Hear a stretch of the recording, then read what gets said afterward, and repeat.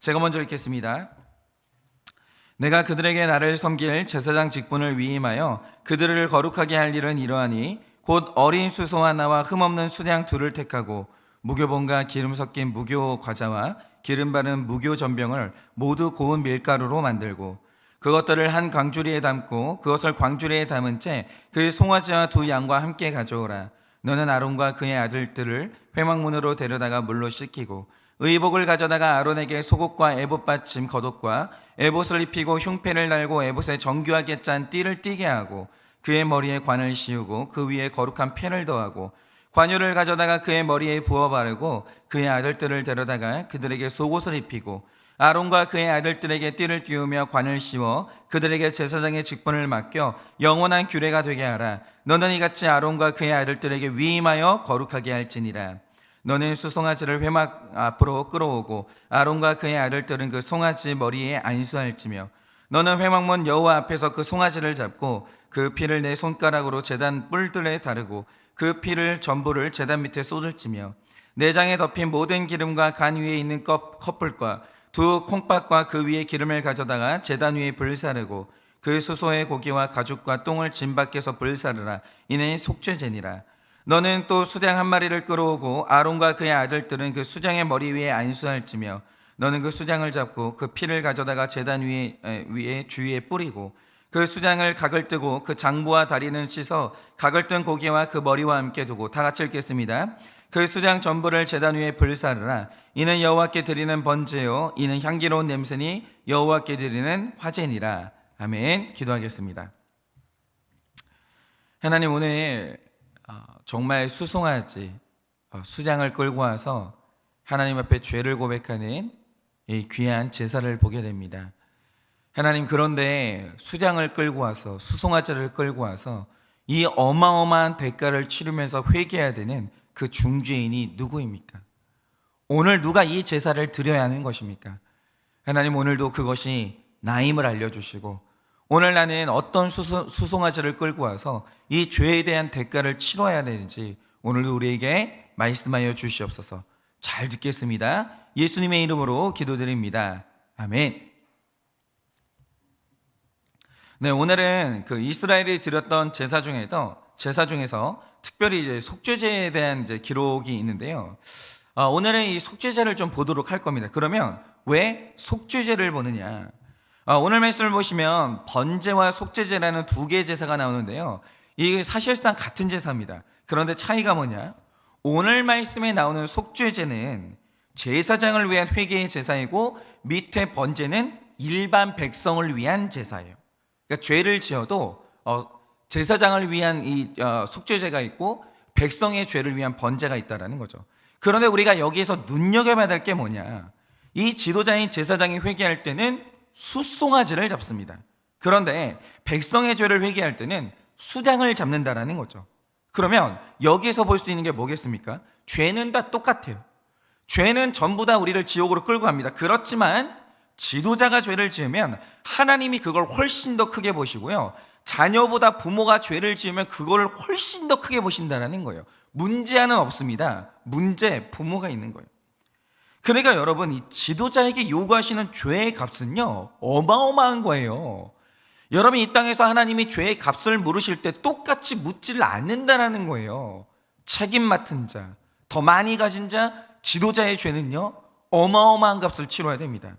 그러니 여러분, 만약 지금 교회들을 보면요 이런 고민을 하시는 성도님들이 진짜 많습니다. 교회에서 목회자가 실망시킬 때가 있어요. 지도자가 죄를 지을 때가 있습니다. 그러면 하나님은요 그 죄를 그냥 넘어가는 법이 없어요. 목사는 특별히 사랑하셔가지고 그래, 목사의 죄는 내가 눈 감아줄게, 이런 게 아니라는 겁니다. 오히려 그 반대예요. 여러분, 하나님은요 목사의 죄를 혹독하게 물으세요. 지도자의 죄를요 하나님이 엄격하게 물으십니다. 그러니 제발 우리 성도님들은 그 지도자를 치는 칼로 여러분이 쓰임받지를 마세요. 그리고 죄를 지은 사람은 하나님이 반드시 징벌하시기 때문에 하나님을 믿고 여러분이 그를 심판하는 칼로 쓰임받지 마세요. 이건 정말 제가 사랑으로 드리는 권면입니다. 왜냐하면 내가 심판자가 되는 순간 이제는 내가 정죄와 복수의 죄를 짓기 때문에 그것도 책임을 물으시거든요. 그렇기 때문에 죄인 앞에서 여러분이 심판자가 되시는 거는 정말 피해야 됩니다. 목회자 대적하지 마라, 이런 말이 절대 아닙니다. 여러분, 목회자는 반드시 하나님께 혹독한 대가를 치러야 돼요. 여러분이 심판자 되지 말고 여러분이 그 칼을 들지 말라는 거예요. 그래서 혹시 목회자가 죄를 지어서 너무 정죄가 되신다, 그러면 용서할 수 있는 마음을 달라고 기도하시는지, 그게 안 되면 징벌은 하나님께 맡기시고 그냥 그 교회를 떠나세요. 여러분은 죄 짓는데 동참하지 마세요. 여러분은 보호를 받으시고 여러분은 그냥 그 교회를 떠나시면 되는 거예요.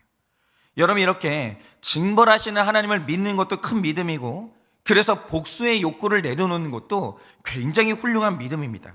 그런데 자, 오늘 하나님이 계속해서 우리에게 주시는 이 말씀이 뭡니까? 다른 그 누구보다 내 자신이 가장 악한 죄인이기 때문에 죄인의 주제 파악이라는 것은요, 내 죄를 보는데 바빠야 되고 회개와 적용하는데 바빠야 돼요. 복수하고 정죄하는데 바쁘면 절대 안 됩니다.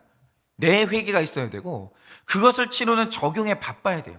그래서 인생에서 가장 중요한 이 속죄제라는 것은요, 나의 속죄제인데, 그럼 내가 오늘 하나님께 드려야 되는 이 회개의 속죄제가 뭐겠습니까? 오늘 우리가 그걸 좀 묵상하려고 하는데요. 자, 제일 먼저 이걸 말씀드리고 싶습니다. 먼저 오늘 말씀 10절과 15절을 보시면 제사장이 지은 죄의 대가를 치르면서 숫송아지를 제물로 가져오고 일반 백성의 죄를 위해서는 수장 한 마리를 가져옵니다. 그런데 죄의 대가로 드리는 숫송아지와 순양을 생각을 해보자 이거죠. 여러분, 이때 이스라엘은요, 사막 지역이기 때문에 농사보다는 목축업이 중요해요. 그게 훨씬 중요합니다. 그래서 성경을 보면요, 양을 친다, 송아지에 대한 어떤 율법, 이런 게 많이 나오지 사실 농사에 대한 기록은 많지가 않아요. 이들이 먹고 사는 게 훨씬 중요한 것은 가축을 치는 목축업이에요. 그런데 그 중에서도 소라는 것은 그것을 통해서 우유를 얻고 고기를 얻고 가죽을 얻기 때문에, 여러분, 이걸 요즘의 재산 가치로 보면요, 2년치 월급에 해당하는 게 소와 양이었다는 거죠. 그러니까 죄라는 걸 지으면요, 이 정도의 값을 치러야 되는 거예요. 어마어마한 값을 치르는 겁니다. 그런데 궁금한 건 이거죠. 그러면 오늘 이제 죄를 짓고 이렇게 어마어마한 값을 치르는데 도대체 무슨 죄를 지으면 이런 대가를 치러야 되는 겁니까? 어떤 죄를 지으면 이런 대가를 치르냐 이거죠. 그런데 우리가 흔히 생각하기를 이렇게 심각한 죄는 살인, 아동학대, 성폭행 이런 걸 생각하고, 그래서 오늘 멀쩡하게 살고 있는 것 같은 나는 이 속죄죄의 대상이 아니다, 내 죄는 그렇게 심각하지 않다, 이런 생각들을 다 해요. 이게 문제예요. 여러분, 그런데 레위기 5장을 보면요, 이 속죄죄에 대한 기록이 굉장히 자세히 나오는데 여기에서 반복적으로 등장하는 죄가 있습니다. 그게 뭐냐? 너는 이 속죄죄를 드릴 때 부지 중에 지은 죄를 속죄해라, 이렇게 말합니다. 그런데 이 부지 중이라는 말의 뜻을 제대로 하려면 그 반대말을 알아야 되는데, 부지 중에 이 반대말이 뭐냐면 깨달음이라는 말이에요. 지식이 없다가 부지 중이라는 말이거든요. 근데 이 반대말은 깨달음이에요. 다시 말해, 이 부지 중이라는 것은 내가 어떤 죄를 지었는데 하나님은 그걸 굉장히 심각하게 보십니다. 그래서 우리가 내 관점으로 나를 보는 게 아니라 하나님의 관점으로 나를 보는 게 정말 중요한데, 하나님은 여러분의 죄를 진짜 심각하게 보시거든요. 그런데 사람은요, 내가 한 행동이 죄인지도 모르고 그게 그렇게 심각한지도 몰라요. 이게 부지중의 상태예요. 예를 들어서 어떤 범죄자를 볼 때 그 사람이 그 죄를 지어놓고 이게 너무 큰 죄라는 걸 알면 그 사람은 소망이 있어요. 그런데 하나님 앞에서 정말 큰 절망이 뭐냐? 죄를 지어서 잡혔는데 재수 없어서 잡혔다고 생각하는 사람이 있다라는 거죠. 왜냐? 왜 재수 없다고 생각하냐면 자기가 하고 있는 행동이 죄라는 걸 전혀 인정이 안 되는 거예요. 이게 얼마나 심각한 죄를 모르는 거예요. 아니, 남들도 다 이런 죄 짓는데 안 그런 사람이 누가 있어. 그런데 나만 재수 없어서 잡혔어? 이렇게 생각해요. 그러니까 이런 사람들은 자기 죄가 얼마나 심각한 줄을 모르는 건데, 레위기가 말하는 이 부지중이라는 상태의 심각한 문제가 뭐냐? 죄를 짓는 것과 죄에 대한 지식이 없는 것은 인과관계가 있다라는 거예요. 그러니까 죄가 뭔지를 모르고 자기 상태가 얼마나 심각한지를 모르면 그래서 죄를 자꾸 지어요. 그러니까 우리 중에 죄를요 반복해서 짓는 분들이 있어요. 예를 들어서 이제 가정에 보면요, 어떤 남편이 굉장히 심각한 말버릇이 있어요. 안 좋은 말버릇. 자녀에게 그 말버릇을 하면 자녀가 상처를 받고, 아내에게 그 말을 하면 자꾸 상처를 받는데 자꾸 그 말을요 반복해서 하는 사람이 있어요. 부탁을 합니다. 여보, 그 말 좀 하지 마. 하지 마. 나 너무 상처가 되니까 하지 마. 계속해서 이제 부탁을 하거든요. 근데 그 말을 계속 반복적으로 해요. 그런데 죄를 반복적으로 짓는 이유가 뭐겠습니까? 이게 얼마나 심각한 문제인지를 몰라요. 부지중이라는 거죠. 그러면 일어나는 일이 뭐냐? 죄를요, 똑같은 죄를 반복해서 지어요. 이게 부지중이라는 상태의 심각한 악순환이라는 거죠. 여러분, 어떤 죄도요 심각한 줄 모르잖아요. 반복되는 죄가 이어지는 거예요. 그러니까 저는 세상에서 제일 무서운 사람이 매사에 긍정적인 사람이라고 생각하는데, 우리는 100% 죄인이기 때문에 어쩔 수 없이 죄를 짓거든요. 우린 다 그래요. 그런데 죄를 짓고 난 이후에 마땅히 나타나야 되는 반응이 뭡니까? 심각해야 되는 거예요. 정말 심각해야 돼요. 여러분, 인생이요 때로는 복잡할 필요가 없이 단순하기도 해야 되고, 때로는 긍정적이기도 해야 되지만, 죄를 지었을 때는 심각해야 돼요. 여러분, 그게 바로 균형입니다. 죄 지었으면 심각해야 돼요. 그런데 죄를 짓고도 매사에 심각하지 않은 사람들이 있다는 거죠. 그건 둘 중에 하나인데, 사이코패스거나 죄에 대해서 지식이 아예 없는 거예요. 이게 얼마나 심각한지를 모르는 부지중이라는 거죠. 그러면 심각한 게 없는 거예요. 그렇기 때문에 성령님께서 우리 안에 오시면 이 속죄제를 하기 위해서 중요한 깨달음을 주시는데, 그게 대단한 깨달음이 아닙니다. 이런 거죠. 그 전에는 사소하다고 생각했던 나의 행동이 사실은 나를 지옥으로 끌고 가고 다른 사람의 영혼을 죽이는 심각한 죄라는 걸 깨닫게 해주시는 거예요. 예를 들어서 우리 이제 결혼 이제 막 하는 신혼부부들을 보면 그렇게 친구를 좋아해요. 여러분, 그거 죄예요. 여러분, 아내를 사랑해야지 왜 친구를 좋아하냐고요. 아니 뭐 우정을 완전히 버리라는 건 아니에요. 그런데 왜 아내를 외롭게 해놓고 자꾸 친구들 만나러 다니냐고요. 지금 제 귀에요 그런 사람이 한두 명이 아니에요. 가정생활을 안 해요. 근데 왜 그게 심각한 줄을 모르시냐고요. 그게 엄청나게 큰 죄고 심각한 죄인데 그걸 몰라요. 아내가 얼마나 큰 상처를 받고 있는지 몰라요. 그러면서 하는 말이 뭐냐? 아니, 우정이 얼마나 좋은 건데 왜 내 우정을 끊어놓으려고 그래? 왜 당신 나한테 이렇게 집착해? 뭐 이런 식으로 말을 하는 거예요. 여러분, 죄예요. 그게 얼마나 심각한 죄라는 걸 왜 모르시냐고요. 그런데 성령님이 임하시면 그때서야 알게 되는 게 뭐냐? 내가 내 아내를 외롭게 한 죄, 내가 내 가정을 섬기지 못한 죄, 이게 얼마나 심각한 죄인지를 그때 깨닫게 해주시는 거예요. 죄는 심각하다.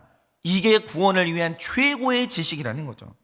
그러니까 이걸 적용해 보면, 제가 얼마 전에 정말 큰 죄를 지었는데 정말 심각하게 생각합니다.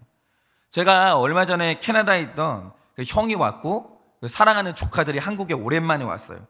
그래서 함께 시간을 보냈는데, 제가 얘기를 하다 보니까 한국보다 이 캐나다에 있는 애들이 훨씬 더 순진하더라고요. 근데 이게 뭐 개인차가 있을 수도 있는데, 어쨌든 제 조카들이 굉장히 순박하고 무슨 말을 하면 그냥 고지고대로 받아들이는 거예요. 그런데 제가 그런 애들 앞에서 무슨 말을 했냐, 저희 형이 오랜만에 한국에 왔으니까 이 동생들이 목회하는 교회에 가서 예배를 드리고 싶은 거예요. 그래서 한 주는 안산에 있는 제 막내 동생 교회에 가서 예배를 드리고, 한 주는 이제 저희 교회에 오기로 했는데, 제가 좀 말실수가 많아요. 제가 장난이 좀 심하거든요. 그래서 제가 제 형한테 다 이해해 줄 알고 형한테 한 장난이 뭐냐, 형, 안산중앙교회는 은혜가 없어. 그러니까 헛수고하지 말고 그냥 우리 교회 와. 뭐하러 쓸데없이 거기를 가. 그냥 웃으면서 그런 말을 했거든요. 그런데 지금에 와서 생각을 해보면 이게, 여러분 들으시면 느끼시죠? 사소한 말실수가 아니잖아요. 이게 제 동생이나 그 교회 성도님들이 되게 기분 나쁜 말일 수 있는데, 저는 형제들끼리 있으니까 나는 그게 장난이라고 생각하는 거예요.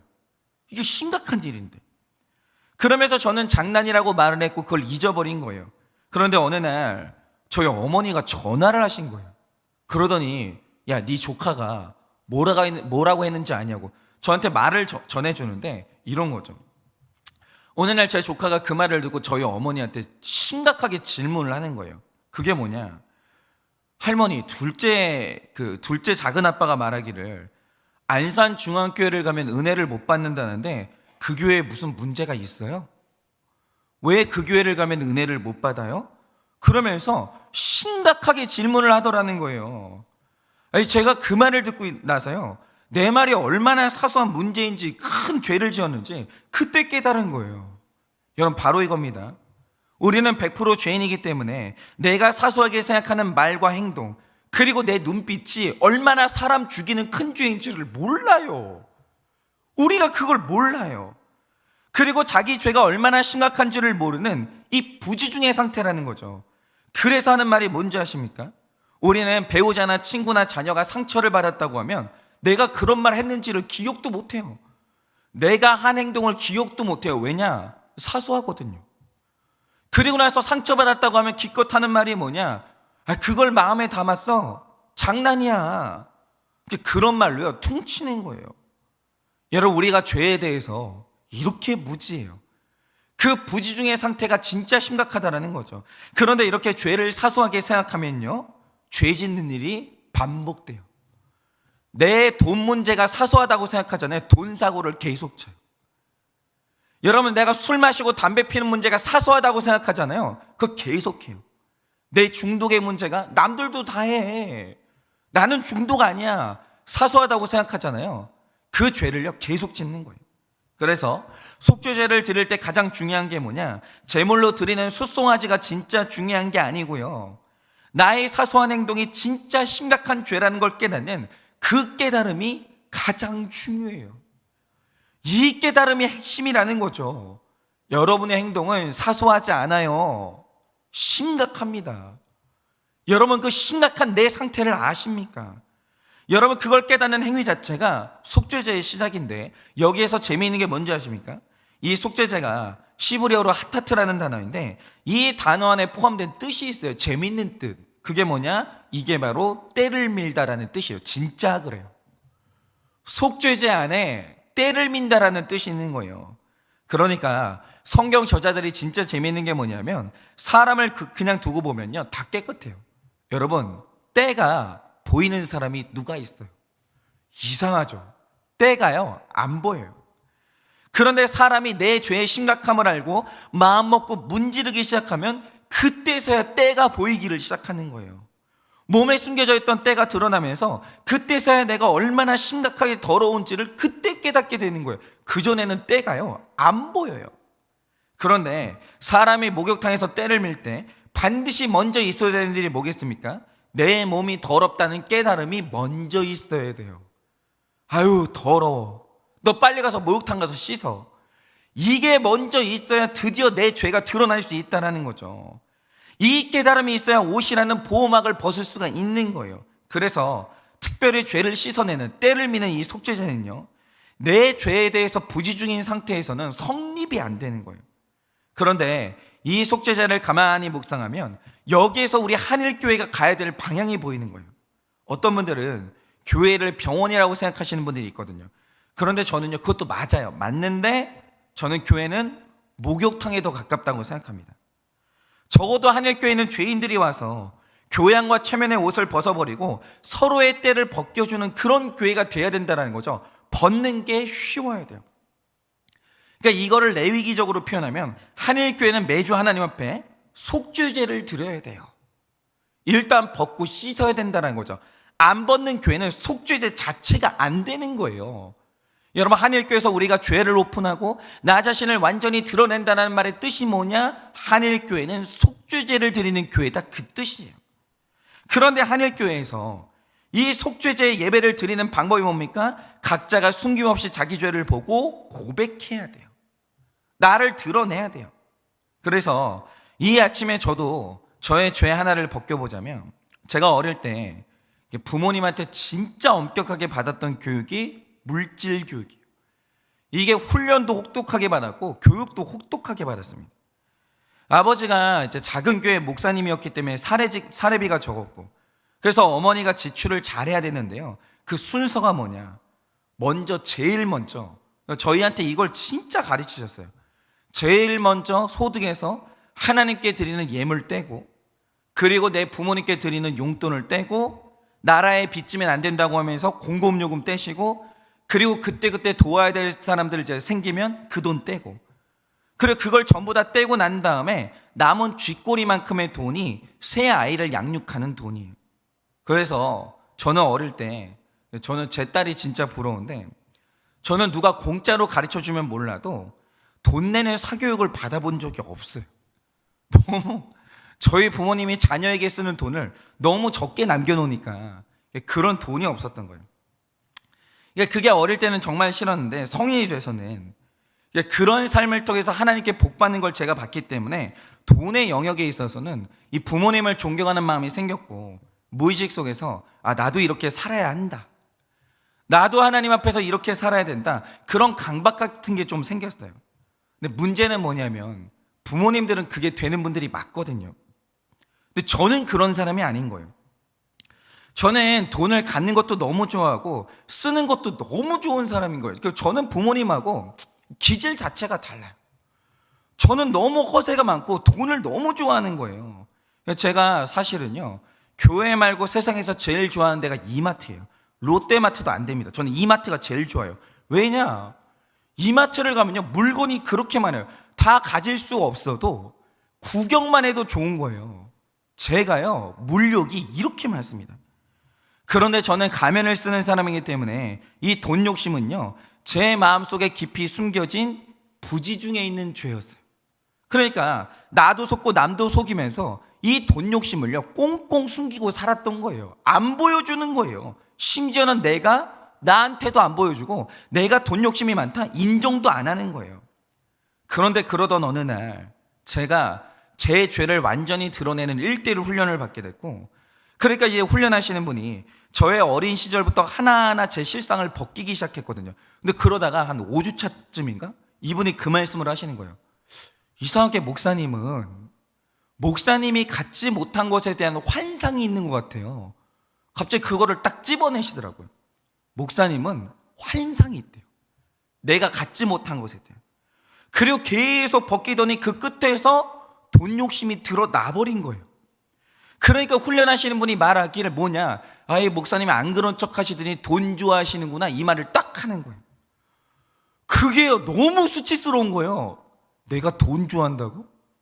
어떻게 나한테 이런 말을 할 수 있지?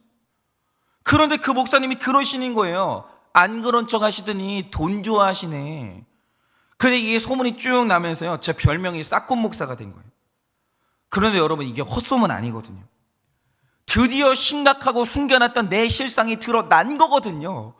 내 문제가 얼마나 심각한지 하나님이 드러내신 거거든요. 그런데 저는 그 말을 듣는 게 너무 싫은 거예요. 그래서 실제로요, 너무 수치스러워가지고 교회를 떠날 생각도 했습니다. 근데 제가 마음이 너무 괴로우니까 이걸 좀 부정해 보려고 마지막으로 아내한테 질문을 했거든요. 그 질문이 뭐냐, 여보, 당신이 볼 때도 내가 돈 욕심이 그렇게 많아? 내가 싹군이야? 이런 질문을 했거든요. 그런데 이때 제가 아내한테 기대하는 대답이 뭐겠습니까? 무슨 말이야, 당신 그런 사람 아니야. 아마도 목사님들이 오해하신 것 같아. 여보, 신경 쓰지 마, 뭐 이런 말을 기대했거든요. 그런데 그 말을 듣자마자 제 아내가 폭풍처럼 공감을 하기 시작하더니, 당신 물질 욕심 많은 걸 이제 알았냐고. 막 이제라도 알았다고 하니까 속이 시원하다고. 그러면서 사람 속을 뒤집어 까는 거예요. 그러니까 이 세상에요, 저 빼고 제가 돈 욕심 많은 거 세상 사람들 다 알고 있었던 거예요. 나만 모르고 있었던 거예요. 나만. 얼마나 미련하자 이거죠. 그러면서 그날 아내가 저한테 준 적용 숙제가 뭐냐, 살다 보면 뭐 어느 집이나 그렇지만 저희 집에도 음식이 많아질 때가 있거든요. 그러면 그때마다 아내가 저한테 하는 말이 뭐냐면, 여보, 이거 우리 다 못 먹어. 우리 못 먹으니까 우리 좀 나눠주자고, 이러거든요.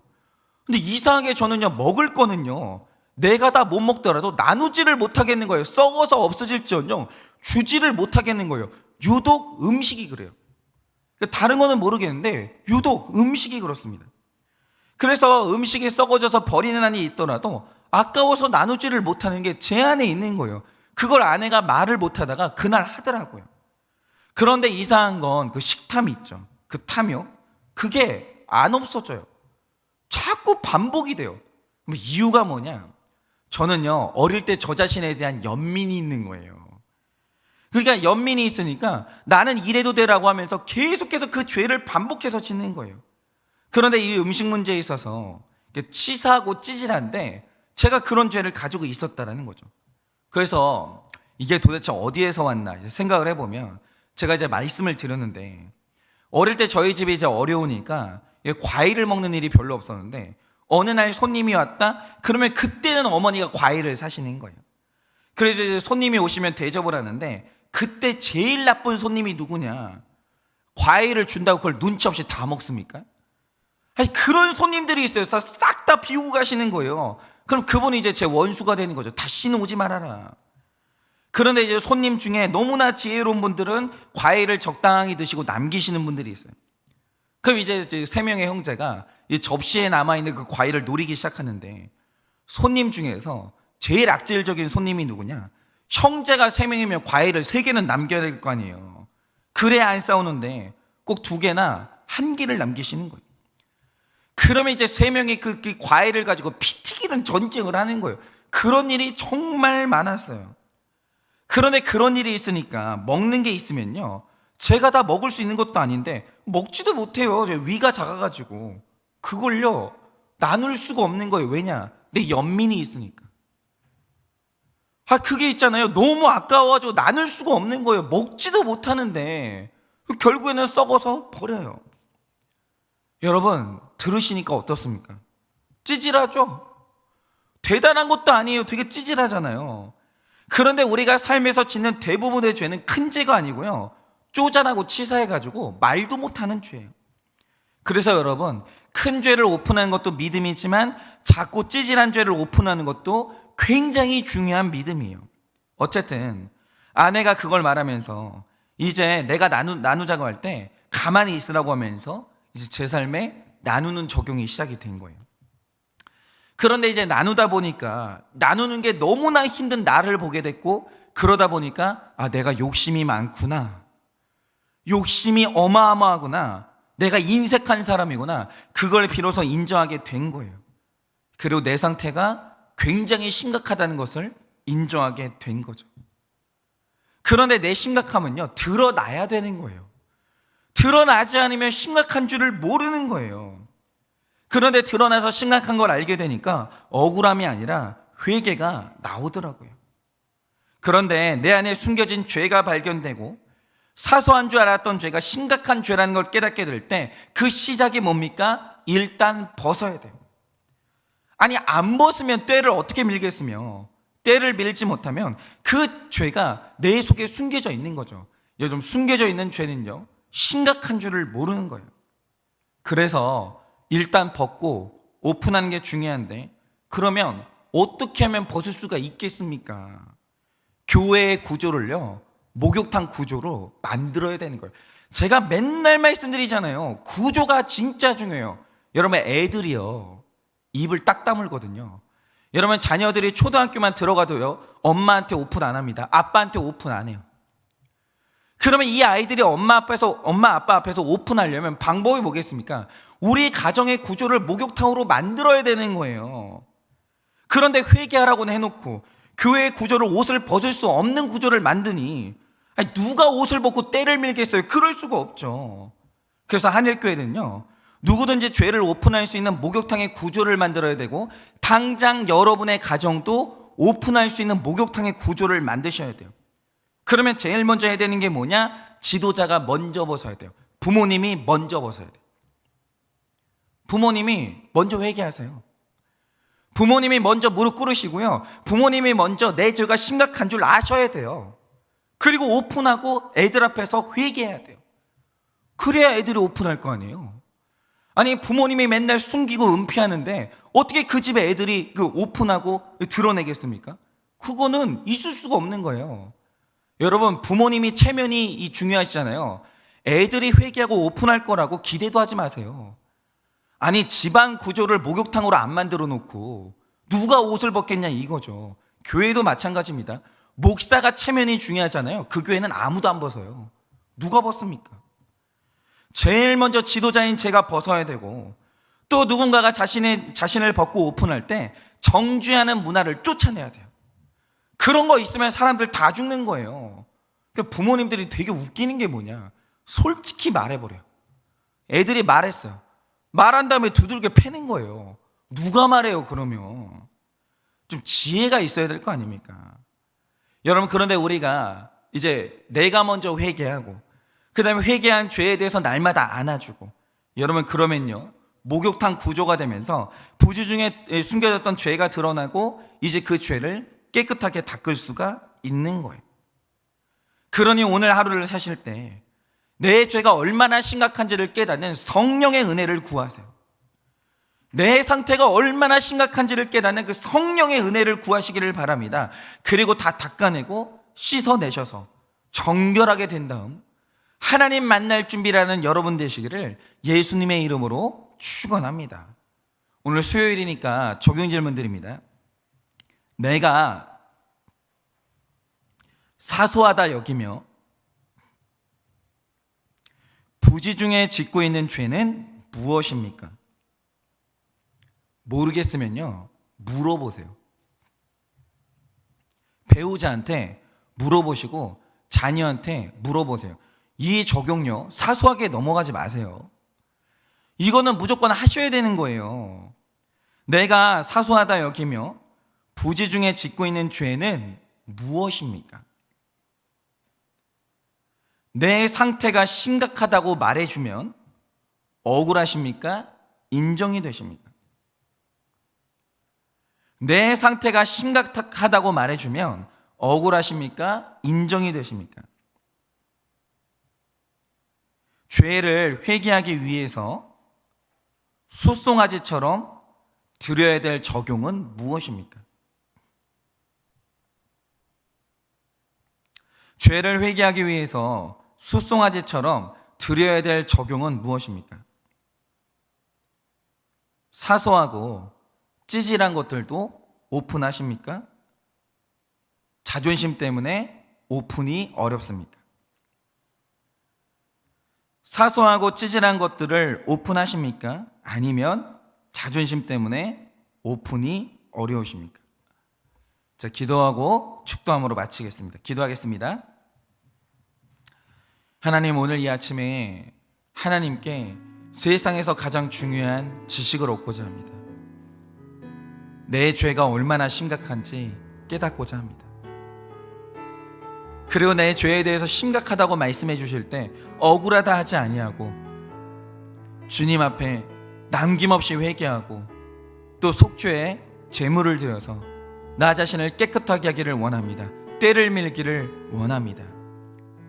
그러니 주님, 간절히 소원하오니 주님이 나를 향해 심각하다 말씀하실 때 인정하게 하여 주시고 내 옷을 벗고 때를 밀 수 있는 목욕탕 같은 교회와 가정을 잘 만나게 하셔서 오늘도 우리가 남김없이 때를 밀고 정결하여질 수 있도록 주님이 속죄죄의 은혜를 허락하여 주시옵소서.